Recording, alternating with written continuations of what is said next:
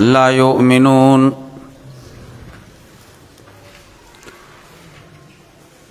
ستا ویرول دوی لرا او نه ویرول ستا دوی لرا برابر دی. لا یؤمنون دوی ایمان نه راوړي.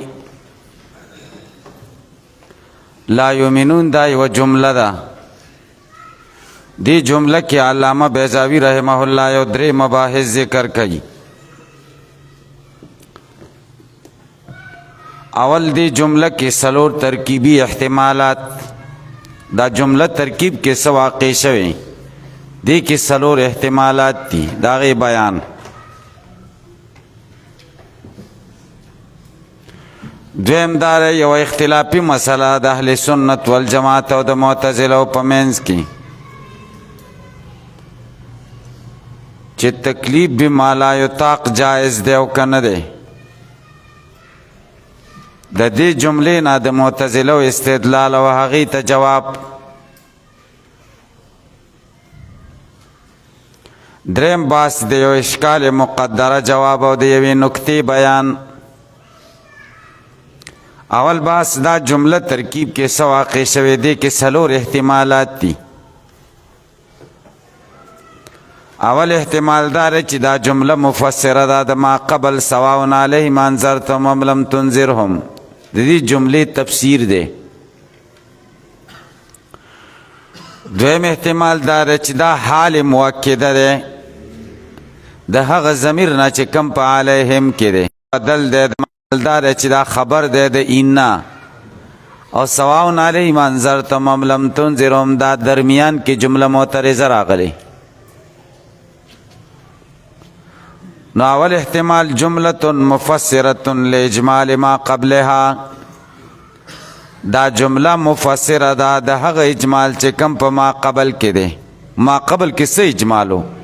فیما په هغه څه کې فیه الاستوا چې استوا په څه کې ده برابر دی پتا ویرول ستا دی لرا او نه ویرول ستا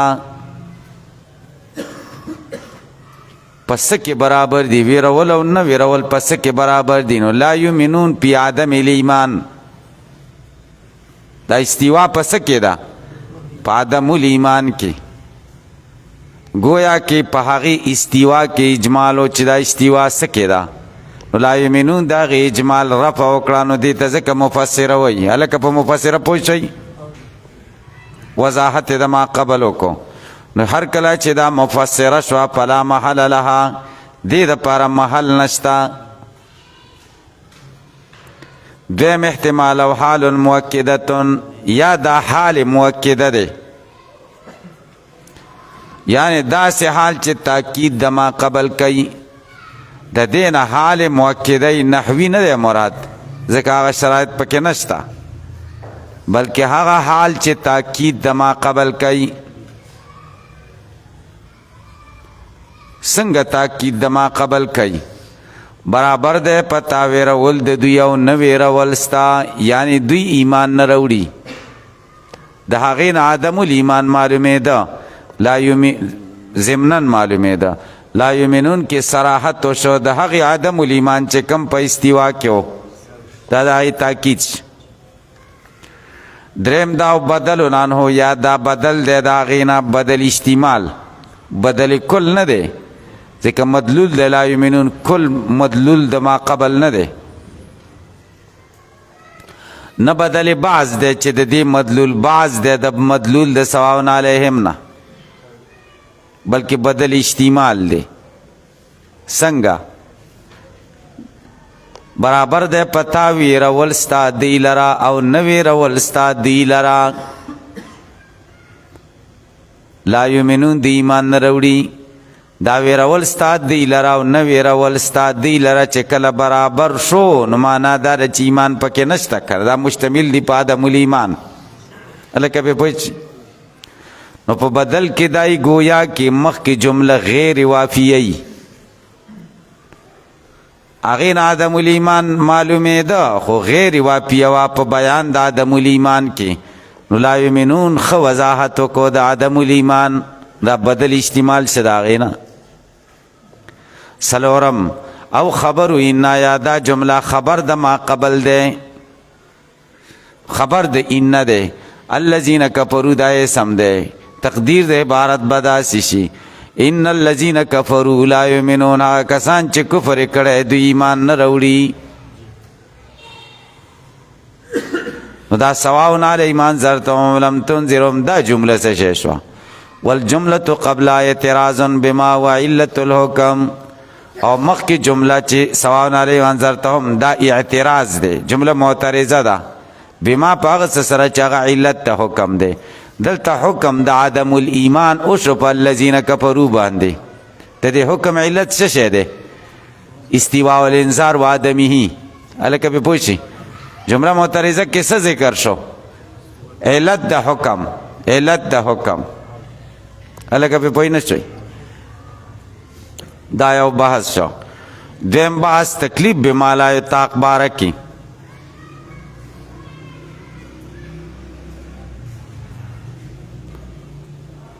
بعض معتزله وی چې تکلیف بما لا یطاق دا جایز دی او هغه استدلال کوي دوه طریقو سره او بعض اشاعرم داسې وی چې تکلیف بما لا یطاق دا جایز دی ولی دی آیت نه معلومیږي څنګه خدای خبر ورکو چې لا یؤمنون دی ایمان نه راوړي نو اوس د دوی ایمان راوړل محال شو ځکه که ایمان راوړي نو د خدای په دې خبره کې دروغ راځي خدای خبر ورکو چې دی ایمان نه راوړي نو د دوی ایمان راوړل محال شو په پوه نه شوي ولې محال شو ځکه کذب براشي په کلام د دوی ایمان راوړل مستلزم دی کذب لرا کذب محال دی نو مستلزم الی المحال محالی په پوه نه شوي صحیح شو یو دا وجه شو او بیا مکلف په ایمان دی که نه دی نو تکلیف بالممتنع جایز شه کنه دویم استدلال په دویمه طریقې سره الله تعالی خبر ورک چې لا یؤمنون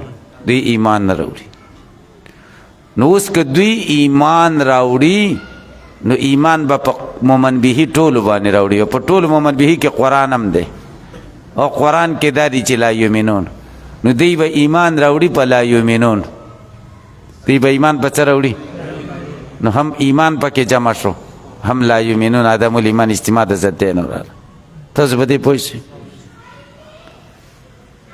والآیت مما آیت د هغې قبیلې نه دی احتج به چې دلیل نیولی په دې باندې من هغه چا جوزه چې جایز کړی دی تکلیف د هغه څه چې د هغې طاقت نه وي پس دوو طریقو سره یوه طریقه فإنه سبحانه الله تعالی اخبر عنهم خبر ورکړی د دوی نه بأنهم لا یؤمنون چې دوی ایمان نه راوړي و امرهم بالایمان یا امر ورته وکړه په ایمان پلو آمنو که دوی ایمان راوړي انقلب خبرو کذبا وا بوډي خبر د دروغ ته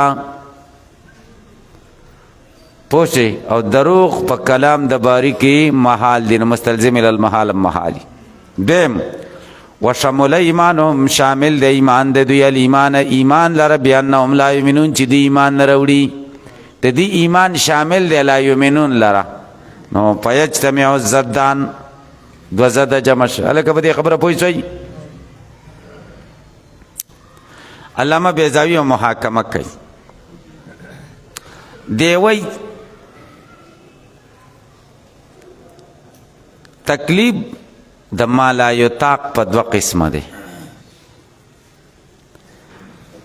تکلیف بالممتنع په دوه قسمه دی اصل کې ممتنع په دوه قسمه دی یو ممتنع لذاته دی او بل ممتنع لغیره دی ممتنع لذاته دی ته وی هغه شی چې د ذات په اعتبار سره هغه محال دی د ذات په اعتبار سره هغه څه دی لکه اجتماع د ضدینو چې اجتماع د ضدینو دا د ذات په اعتبار سره محال دی په پوه نه شئ دویم هغه ممتنع دی چې هغې کې امتناع د غیر د وجې نه راغلي ذات په اعتبار سره پکې امتناع نه وي د غیر د وجې نه پکې امتناع وي هغه لکه الله تعالی خبر ورکي په وقوع د شي او په عدم وقوع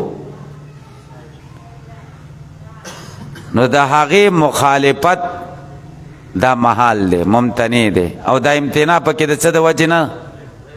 غیر د وجې نه.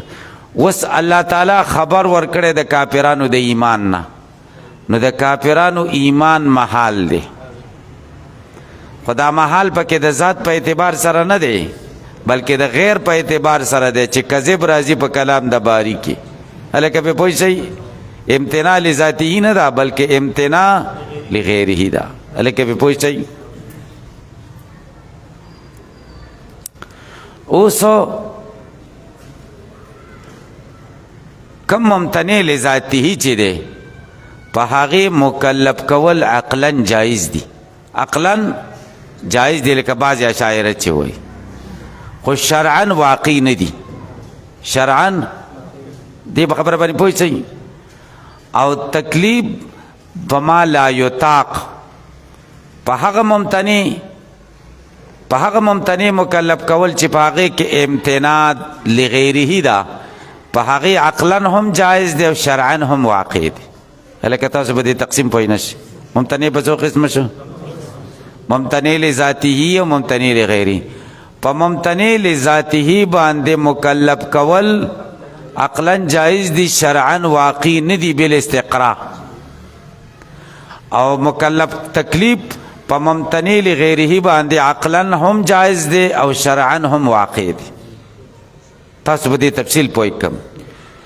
د ممتنع لذاته باندې مکلف کول عقلا جایز دی او شرعا واقع نه دی. شرعا ځکه نه دی واقع چې احکام خداوندی تقاضا د غرض نه کوي، خاص کر چې غرض ته منل شي. غرض یې چې امتثال شي، منل، حکم بجا آوردن ته مراد دغه شي غرض شي. نو که اوس منګه داسې ووایو چې په ممتنع خدای بنده ځکه نه مکلف کوي، دا تکلیف حکم خداوندی دی، تکلیف حکم دی.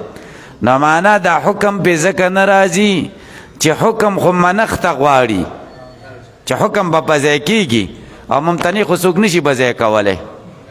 او حال دا چې تاسو ویلی دي چې احکام خداوندی خو معلل بالاغراض نه دي که نه؟ ویلیم دي که نم دي ویلي؟ نو امتصال خو هم یو غرض شه که نه؟ پې پوه نه شئ. نو تکلیف بالممتنع عقلا جائز دی او شرعا واقع نه دی، شرعا واقع نه دی. او تکلیف بالممتنع لغیره عقلا خو جائز دی او شرعا هم واقع دی. شرعا ولی واقع دی؟ شرعا ځکه واقع دی چې تکلیف بالممتنع لغیره سره اختیار وي، اختیار ختمیږي نه. هلکه په دې خبره تاسو پوه نه. الله تعالی کافرانو ته ووایي چې ایمان راوړئ، او خدای ته خبر ورکړی دی چې دوی ایمان نه راوړي. نو چې خدای خبر ورکړو چې دوی ایمان نه راوړي، نو د دې مطلب دا خو نه شو چې د دوی نه اختیار سلب شو. دوی کې د ایمان طاقت شته که نشته؟ او خدای خبر ورکړی دی چې ایمان نه راوړي، قدرت خو پکې شته که نه؟ نو خدای چې ورته بیا هم وایي چې آمینو، د هغه قدرت او د اختیار د وجې نه ورته وایي که نه چې دوی نه راوړي، په خپل اختیار یې نه راوړي، د دې وجې نه خو یې نه راوړي چې الله تعالی ته خبر ورکړی دی. موږ د خدای خبره د دروغو نه بچ کوو. یو دوه مثالونه الله تعالی بیانوي. الله اوس خبر ورکړي چې زه دا کار کوم. الله تعالی مخکې نه خبر ورکړي چې زه به جنتیان مثلا جنت ته داخلوم. نو که اوس جنتیان جنت ته داخل نه کړي، د خدای په خبره کې دروغ راځي که نه راځي؟ نو چې الله تعالی دا دروغ د خدای په خبره کې محال دي که نه؟ نو مطلب دا چې بیا به معنا دا شي چې جنتیانو جنت ته نه تلل محال دي. او حال دا چې خدای خوښه ده. الله تعالی خبر ورکړه چې جنتیان جنت ته بوځم، خو خدای سره د داخلولو د جنت د ادخال د مؤمنانو قدرت شته که نه؟ قدرت یې نه پیشه، قدرت خو شته که نه؟ د اخبار سره د ممتنع لغیره سره قدرت نه نفي کېږي. نو هلته چې مکلف کوي دی دغه قدرت باندې دغه مکلف کوي. هلکه پې پوه شئ. نو تکلیف بما لا یطاق په حقیقت کې نه راځي بلکې تکلیف بما یطاق دی. هلکه پې پوه شئ. دغه خبره کوي. ګورئ والحق حق خبردار چې تکلیف بالممتنع لذاتی اگر چې جائز دی عقلا من حيث د دې حیثیتنا ان الاحکام لا يستدعي غرضا احکام تقاضا د غرض نه کوي سیم الامتثال خاص کر امتثال من حکم بجاوردن لكنه غیر واقع لیکن واقع نه دی للاستقراء د استقراء د وجنا والاخبار په وقوع شی او عدم وقوع سره لا ينفي القدرت دا نفي د قدرت نه راوري علی باغی باندې الله تعالی خبر ورکړي چې دا کار به کیږي یا به نه کیږي د دې سره خدای انسان نه قدرت نه نفي کیږي کنه کا اخباری تعالی لکه د الله خبر ورکول عما دا هغه څه یفعلوه چې الله یې کوي الله قدرت خو نه پې نشته او العبد اختیاري یا به بنده دا شی په خپل اختیار کوي الله خبر ورکړي چې بنده دا شی په اختیار کوي نو د دې دا معنا نه ده چې بنده نه د نه کولو اختیار لاړه ځکه خدای خبر ورکړی خو اختیار خو چېرته نه ځي که پې پوه نه شئ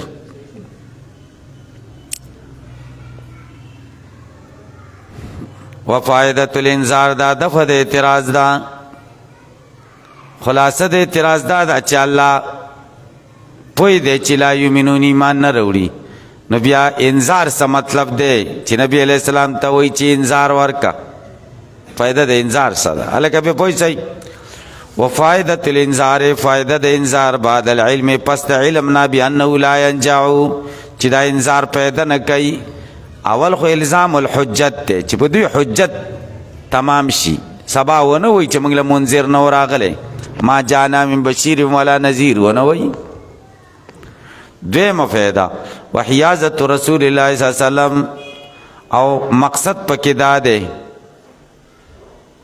چې راجمه کې نبی کریم صلی الله علیه وسلم فضل الابلاغ فضیلت د دین رسولو ولذالک دیو جنا قال الله تعالی فرمایلی دی سواون علیهم برابر ده په دوی باندې ویرول ستا وی دوی ته برابر دی ویرول او د پیغمبر لغو نه دی برابر پیغمبر خو به ویرولو کې ثواب کیږي چې خلک ویری انذار کوي او چې نه کوي نو ثواب نه ملاوي ولم یقل د سیونه ویل چې سواون علیکا کما قال لعبدة الاسنام لکه د بت پرست خلکو مبارکی چې فرمایلی دي سواون علیکم برابر د پتا سو دعوتموهم امنتم سامتون کرابل یو که چپ کېږئ تاسو ته برابر د پیدا درته نه کوي وفي الآیت دا یو نکته ذکر کوي په آیت کې اخبار بالغیب دی علامه پغه څه هو به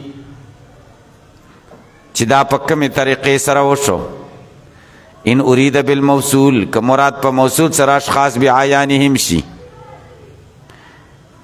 فهي من المعجزات دا د معجزات اخبار بالغیب دی که چرته د موصول نه اشخاص مراد شي معلوم اشخاص ابو جهل وغیره او هغه په کفر مړه شو خدای مخکې مثلا فرمایلی دي چې لا یؤمنون نو اخبار بالغیب شو کنه خبر ورکول شو په هغې طریقې باندې چې دا په هغې باندې واقع شوه نو د آیت کریمه به د معجزاتو نشي چې نبی علیہ السلام د داسې غیبو خبر ورکړه چې هغه مغه شان واقع شو درود شریف اللهم صل